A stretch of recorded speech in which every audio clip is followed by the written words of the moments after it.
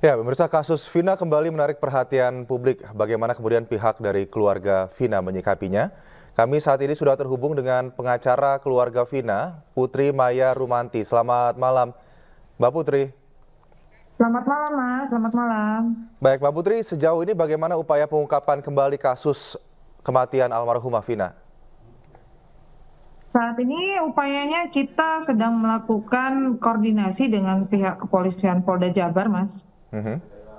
Sambil mengumpulkan informasi-informasi lainnya yang bisa kita dapatkan baik itu dari investigasi kita secara pribadi dan ada pengumpulan data-data, keterangan dari para netizen yang memberikan informasi, dugaan-dugaan para pelaku di mana keberadaannya. Begitu, Mas. Luar biasa sekali ini perhatian publik terhadap pengungkapan kasus kematian Vina. Bagaimana sebetulnya tanggapan dari pihak keluarga, kuasa hukum terkait dengan ada yang mengatakan bahwa ini ada rekayasa kasus, bahwa sebetulnya kuasa hukum dari terpidana mengatakan ini juga ada dugaan bahwa kematian Vina adalah kecelakaan tunggal. Uh, Tanggapan kami, ya ini kan sudah dalam bentuk produk hukum. Ya tentunya sudah ada putusan yang ingkrah. Kalau seandainya dikatakan itu ada penolakan dalam artian mereka tidak mengakui, ya itu sah-sah saja gitu, Mas. Tapi kan saat ini kan sudah ada putusan hukum yang ingkrah, yang berkekuatan hukum tetap, yang menyatakan bahwa mereka adalah pelaku yang melakukan dugaan pembunuhan tersebut. Mhm. Jadi kita nggak bisa berasumsi lagi mereka tidak salah, mereka memang bukan pelakunya, tidak bisa lagi berbicara seperti itu, Mas. Tapi memang ini ada pendapat ataupun fakta-fakta yang nampaknya yang ditemukan oleh tim kuasa hukum terpidana, kejanggalan-kejanggalan yang didapatkan. Salah satunya mungkin saya bisa mengutip dari yang beredar luas terkait dengan fakta-fakta yang didapat di lapangan, laporan penyidik, teknologi CCTV yang direkayasa, kemudian juga ya satu hal lagi yang merasa bahwa ini bukanlah sebuah pembunuhan tapi kecelakaan tunggal. Sebetulnya bagaimana kemudian keluarga dari Vina sendiri merespon hal ini? Bagaimana? Bagaimana perasaan mereka? Bagaimana, Mas? Ya, ada beberapa hal terkait dengan kematian Vina yang nampaknya tidak diiyakan oleh kuasa hukum terpidana yang saat ini sudah berada di balik jeruji besi terkait dengan fakta-fakta di lapangan. Yang salah satunya juga mengatakan teknologi CCTV direkayasa, kemudian juga merasa ataupun mengatakan bahwa kuasa hukum ini merasa mereka bukan pelaku tapi diciduk bersama-sama begitu. Lalu kemudian digiring opini publik menjadi sebuah kasus pembunuhan.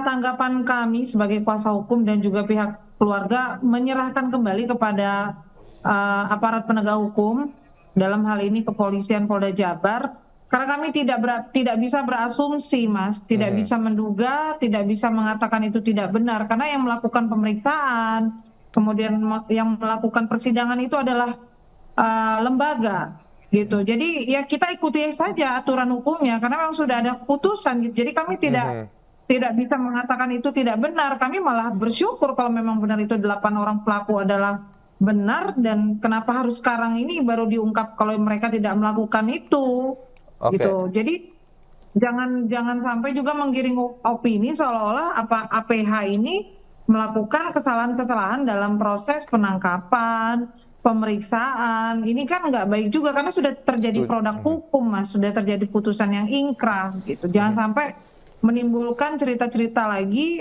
menimbulkan suara sumbang yang tidak baik untuk institusi. Oke, mungkin Mbak Putri bisa kembali menceritakan bagaimana kemudian awalnya pada tahun 2016 kematian Vina dan juga Eki pada saat itu yang awalnya ini dikatakan ini adalah kematian kecelakaan tunggal lalu kemudian berkembang menjadi pembunuhan yang dilakukan oleh 11 orang anggota geng motor. Saya mendapat cerita ya, Mas, ya, karena memang awalnya bukan kami yang memegang perkara ini. Kami hanya mendapatkan cerita kalau si almarhum Vina itu memang pergi dengan kekasihnya almarhum Eki, uh, karena ada acara lah gitu, mau makan-makan. Tetapi tidak lama kemudian dikabarkan bahwa telah terjadi kecelakaan itu di tengah malam, begitu, Mas. Jadi memang kami sama sekali tidak mendapatkan informasi yang Baik. lebih-lebih perihal ini, gitu, Mas. Hanya itu aja yang kami ketahui. Baik, Mbak Putri, mohon ditahan dulu karena saat ini kami juga sudah terhubung dengan kakak dari almarhumah Vina. Mbak Marliana, selamat malam. Selamat malam. Terima kasih atas waktunya bersama kami, Mbak Marliana.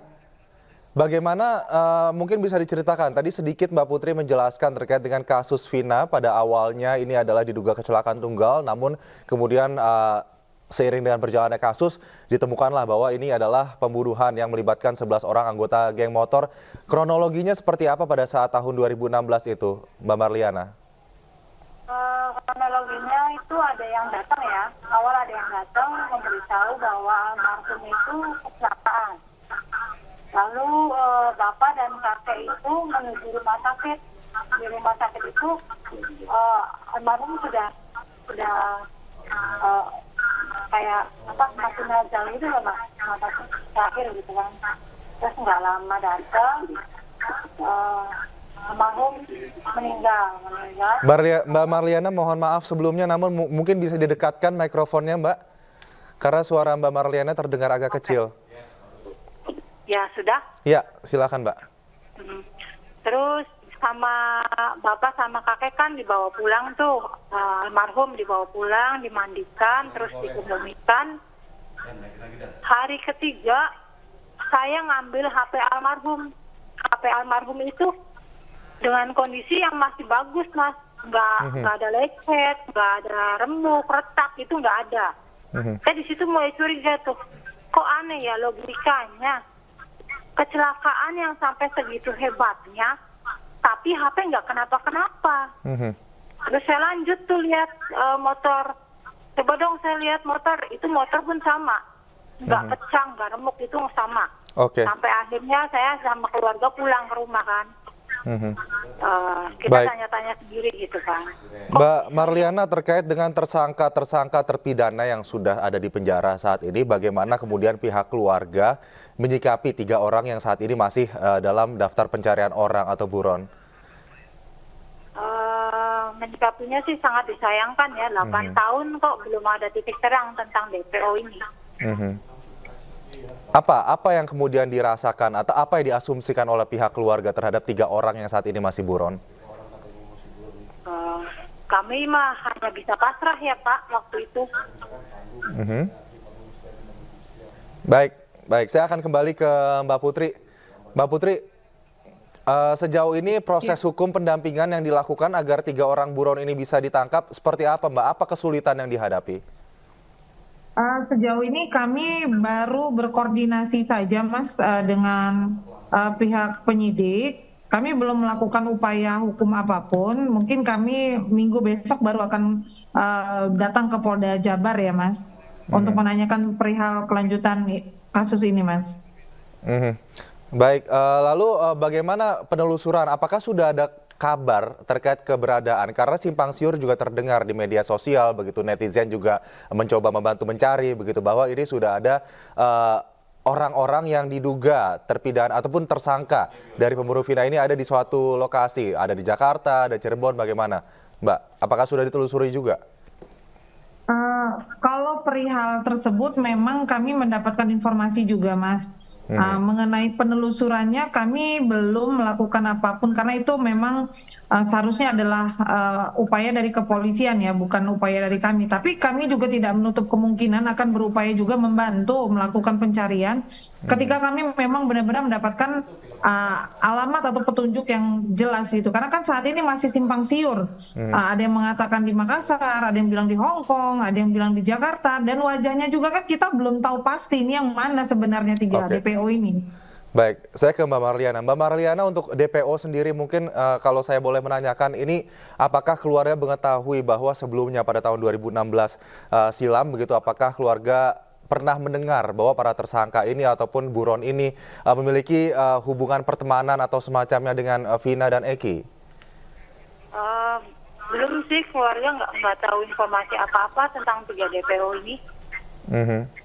Baik, Mbak Marliana, bisa mungkin Mbak Marliana berikan kepada kami sedikit bagaimana keluarga sendiri saat ini semangatnya untuk kemudian mencari pelaku dari pembunuhan Vina dan Eki ini sudah 2016 sampai 2024, artinya sudah bertahun-tahun kasus ini nampaknya diabaikan, namun sekarang dibuka lagi, publik kembali terbuka matanya. Apa harapan dari keluarga sendiri dan bagaimana semangatnya untuk tetap mencari titik terang dari kasus ini? Saya sangat semangat, Mas. Saya sangat semangat untuk yang mencari 3 DPO ini. Apalagi sekarang hampir semua mendukung gitu kan. Jadi sangat keluarga juga sangat terharu, sangat optimis, sangat-sangat, Mas. Baik, Mbak Marliana, Mbak Putri, terima kasih atas bincang-bincangnya dengan iNewsroom. Pada malam hari ini kami sangat-sangat berharap bahwa kasus ini bisa menemukan titik terang, bahwa mereka yang mungkin sudah pergi tetap bisa merasakan ataupun mendapatkan keadilan. Terima kasih Mbak Marliana, Mbak Putri, selamat malam. Malam.